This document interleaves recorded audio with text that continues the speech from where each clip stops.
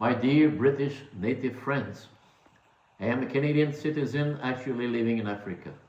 I have practiced law in Canada at the national and international level for over 30 years. I am actually retired.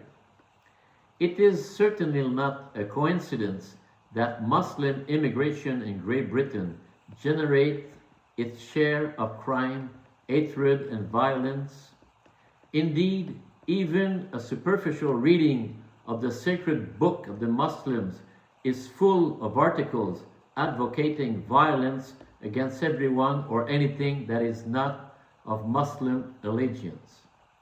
Many videos circulating on the internet confirm this sad reality in great detail. But where it really hurts is to see that from a very young age, Muslim children are taught intolerance, hatred, and contempt towards infidels that, according to Muslim doctrine, we are you and I. These religious schools train future candidates for the exercise of violence, more specifically aimed against Western countries.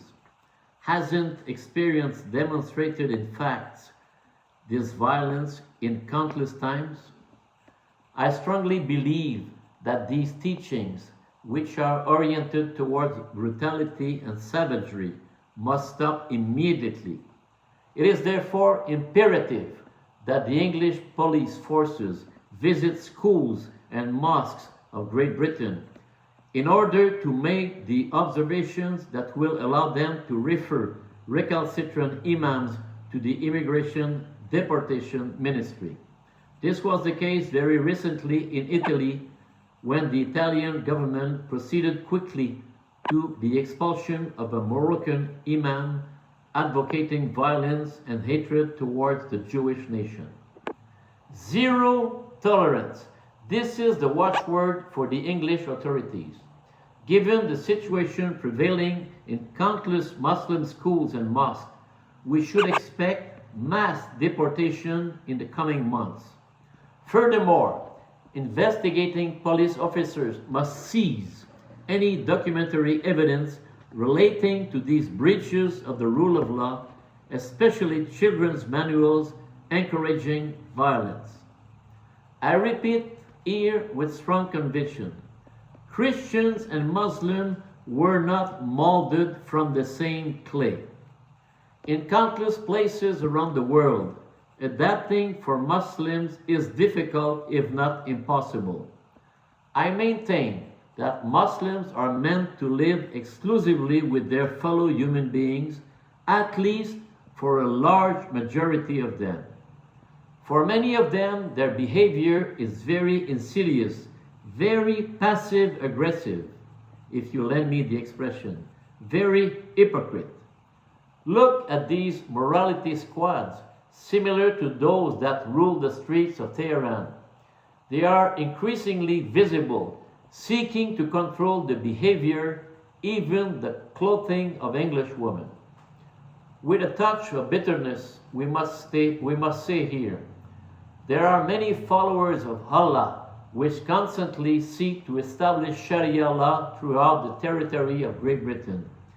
The English natives are already offering a strong resistance to these unrealistic projects, espousing the traits of sedition. I want to recognize the great determination that inhabits them, and I urge them to persevere, not to let their guard down. Finally, let me strongly affirm that the UK immigration process should be one of the most demanding in the world. England must set an example with highly rigorous immigration policies.